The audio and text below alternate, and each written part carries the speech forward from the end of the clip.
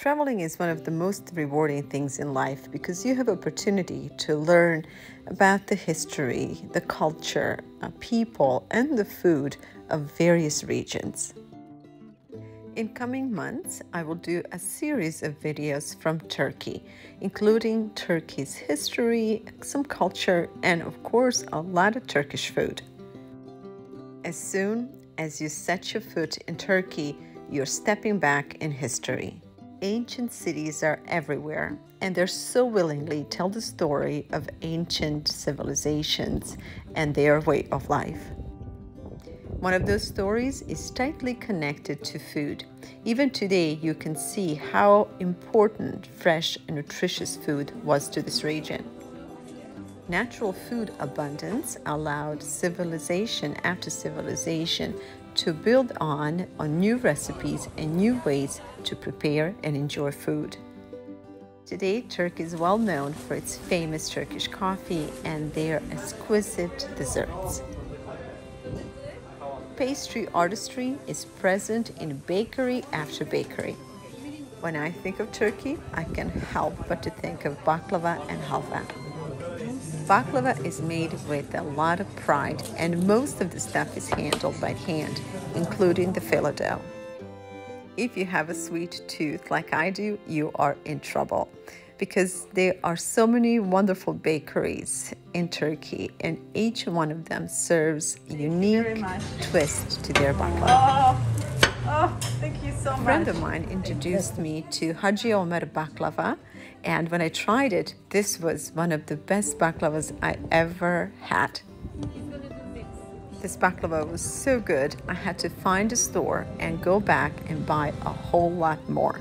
But this time, I bought so many different varieties because I wanted to see if their other kind of baklava was just as good. Thank God I had some friends who helped me finish all the baklava I bought that night. But in any case, this particular one was absolutely the best. I don't know how they folded and what they did to it, but definitely this is something that I wish to learn. So the highlight of my entire trip is that I'm finally being admitted to a kitchen with the chefs.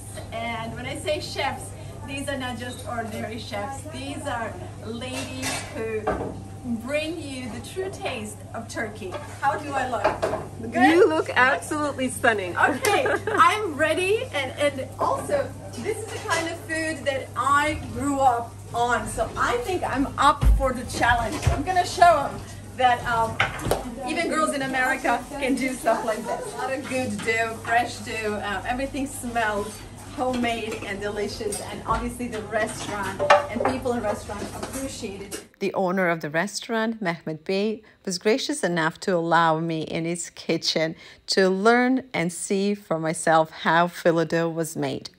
Now, we are going to come back to this kitchen once again to learn how a traditional Turkish cheese and spinach strudels are made. But for today, I'm just going to focus on a filo dough itself. Apron.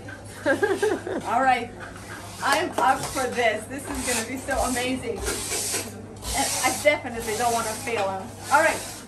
Obviously, making food like this, you really need skill. I mean, you need to do this over and over. Oh. Okay. Yes. Okay. Let's see how the masters do it. Aha. Bak yapıyorsun. Okay. Böyle. Okay. O biliyor zaten belli alışkın. Evet. Okay. Oh my gosh, this is. Ah. Abla 3 kişi. Okay. So the key is to make a very, very thin dough. And so while she's doing this with a stick, my mom used to do it just by stretching. And so this is what I'm going to do when we come back to US. I'm going to show you how to make a filo dough without the stick. But basically, when I was growing up, all the pasta was made with this little stick. All kinds of different pastas, from really thick to really thick. Look at her hands. Just look at her hands. It's Oh my. and it's only going to get thinner. This is just one way to make a thin dough for strudels and for baklava. I can't wait to share with you my way and the way my mom used to do it. Saying goodbye to these amazing ladies and to Turkish hospitality was hard, but I needed to return home and to put to practice some of the lessons that I just learned.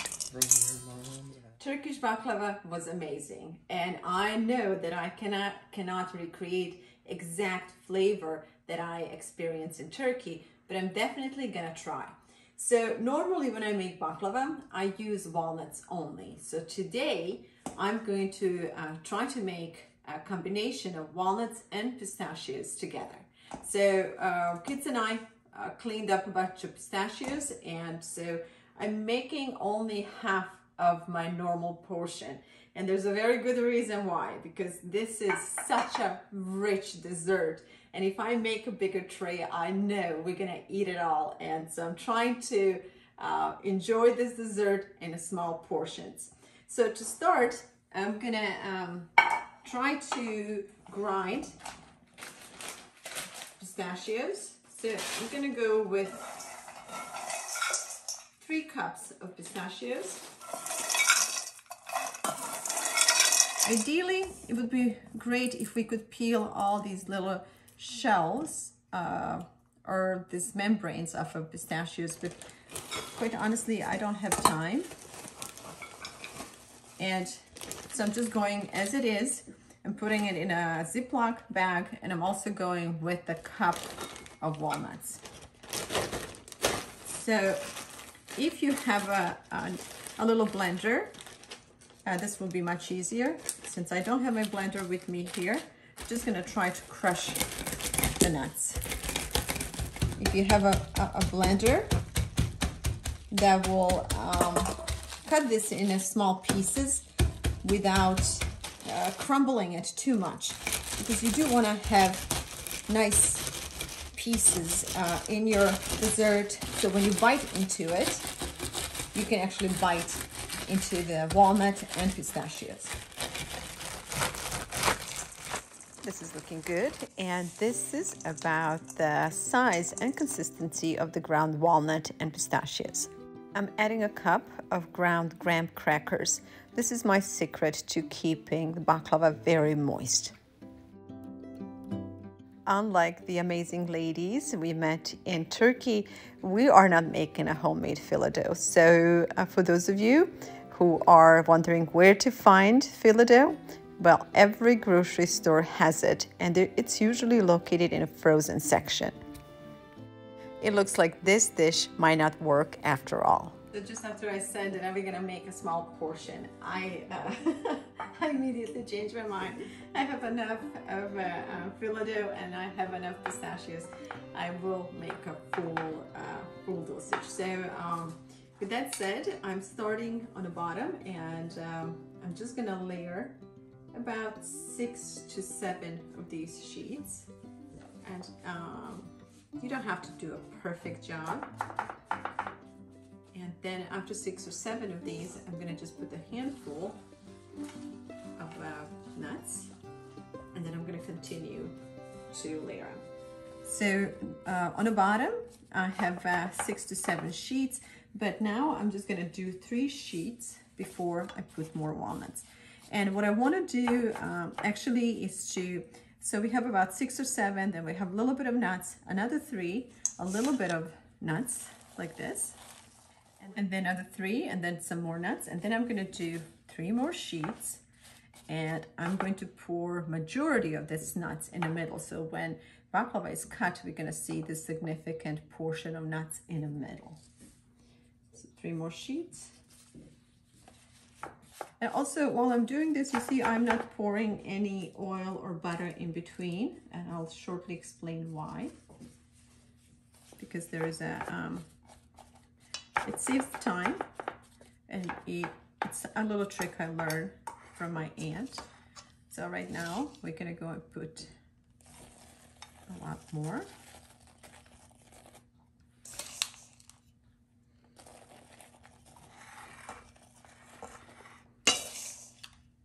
So this way we're gonna have that middle part rich in pistachios.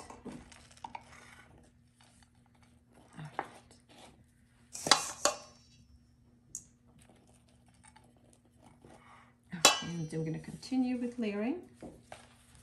And by the way, these little sheets are perfect for this size of a pen. And that's another reason I decided to switch from the little pen to this baking pen. All right, and this is the last layer. And so what I'm going to do, I'm going to take some of the nuts and leave a little bit for the decorations once we're done with making it. Okay, so this is the last layer, and then we're going to put these last 3 layers on the top. And now it's the cutting part. Obviously, when I was in Turkey, there are all kinds of artistic things that people do with baklava and the way they make it, all kinds of different shapes. Beautiful. But I don't have that time, and nor do I have that skill. So I'm just gonna cut it a standard cut. And so I just want to explain to you, sometimes baklava is cut on the sides, so it looks triangled, or however you want to cut it. The most the efficient way to cut it will be just in squares, because this way you will be able to use up all the baklava without having leftovers. But it's up to you, whether you're doing this for fun, or you want to make every piece count, or you just want to have a few amazing pieces. It's really up to you how you cut it. So the tricky thing about cutting baklava is to make sure that you maintain the upper layer soft and moist, so it doesn't crumble while you cut it. And to do that, I normally will start by putting a little bit of butter. It's like basically moisturizing this fillet dough, so it doesn't break when I work. And I'll just use a little butter now, and the rest of the butter is going back on the stove to slowly warm up, and we're gonna add the rest once we're done with cutting.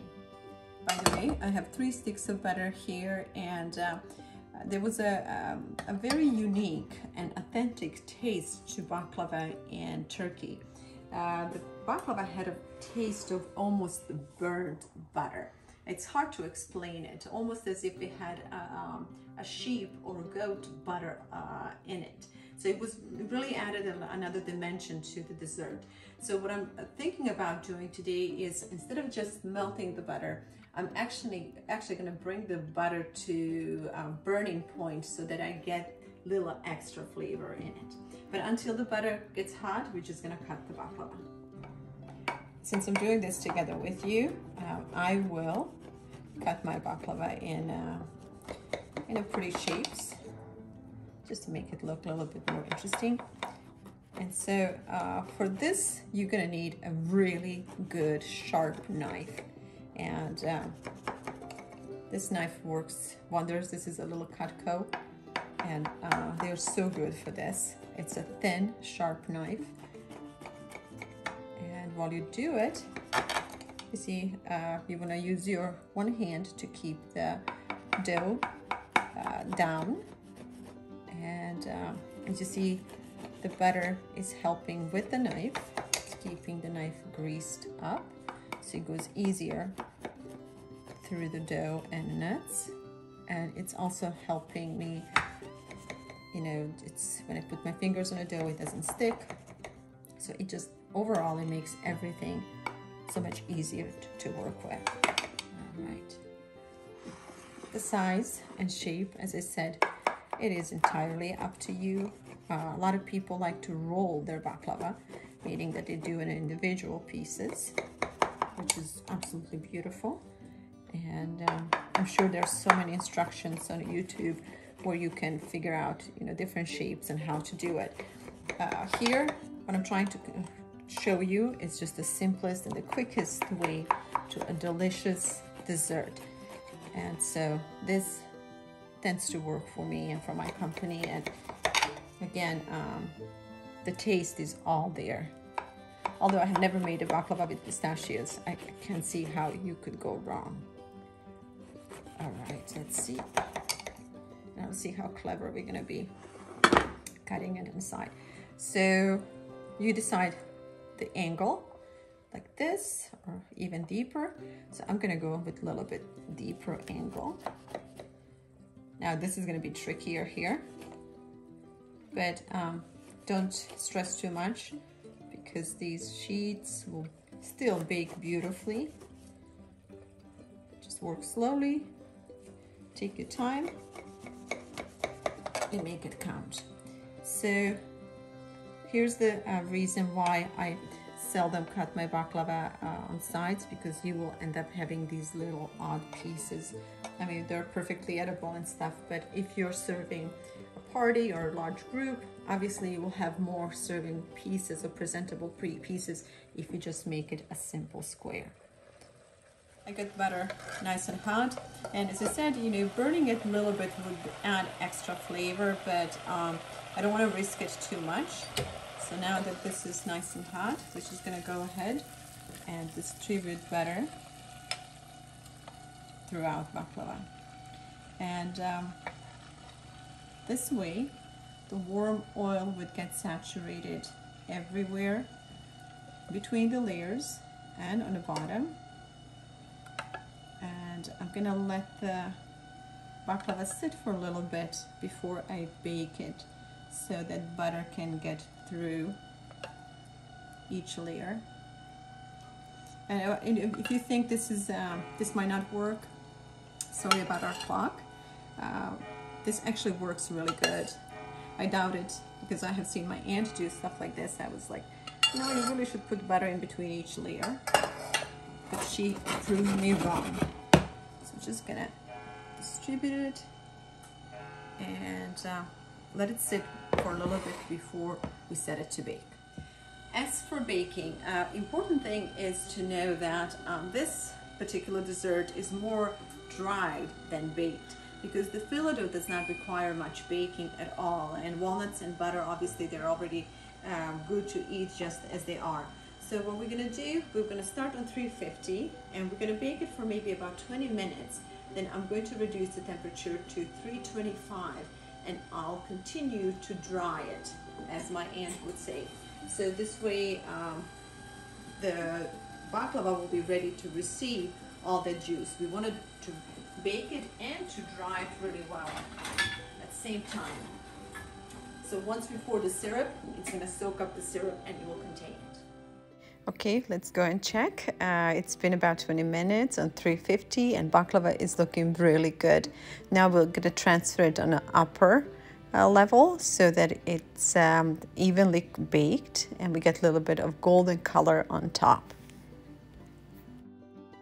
While baklava is drying now on 325 for another 20 minutes, we're going to prepare syrup. And for that, we're going to need 3 cups of sugar and 5 cups of water. After bringing the water or syrup to boil, allow it to cook for about 15 minutes until it starts thickening up, just about to this consistency. Now, there are 2 different steps in pouring syrup over baklava. This is the first step, and this is what I like to do. Initially, I will pour half of the syrup while syrup is barely thick enough, just so that baklava absorbs enough moisture and it's easier for every layer to absorb the moisture. And then I will continue to cook syrup to much thicker consistency, and then I'm going to finish it off a little bit later. But again, the point of pouring the first round of syrup is really to penetrate the moisture into each layer and into the dough. Now, rest of the syrup will continue to cook. And one good tip about figuring out when syrup is ready is when you see bubbles like these.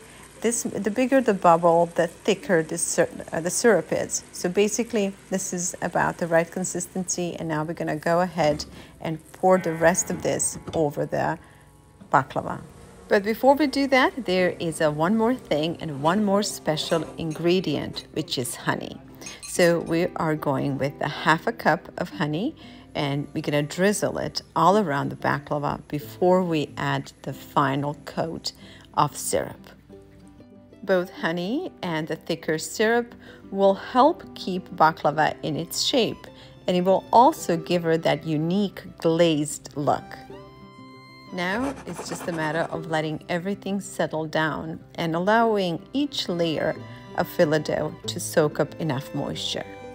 Baklava is best served the next day at room temperature, but who in the world could wait till tomorrow? So we have to take a bite, and I'm just going to show you quickly how to present it. One piece is sufficient, but usually once you have one piece, you have to have another one. A little bit of this sauce on top, and then we'll sprinkle it with some extra ground pistachios. Normally when I make walnut baklava, I will add fresh lemon slices to the second stage of syrup, so the baklava picks up that acidy and fragrant flavor. But this time I decided not to do it. There are thousands of ways I can tell you how good this dessert was, but you really have to try it for yourself. Special thank you to my amazing team, and thank you as well for watching and spending time with us. My name is Vlada Vladik, and I'm a founder of a charitable organization called Vlada Seeds of Life. I hope you will subscribe and join us on our journeys to discovering new places in the world, meeting wonderful people, and learning new amazing recipes.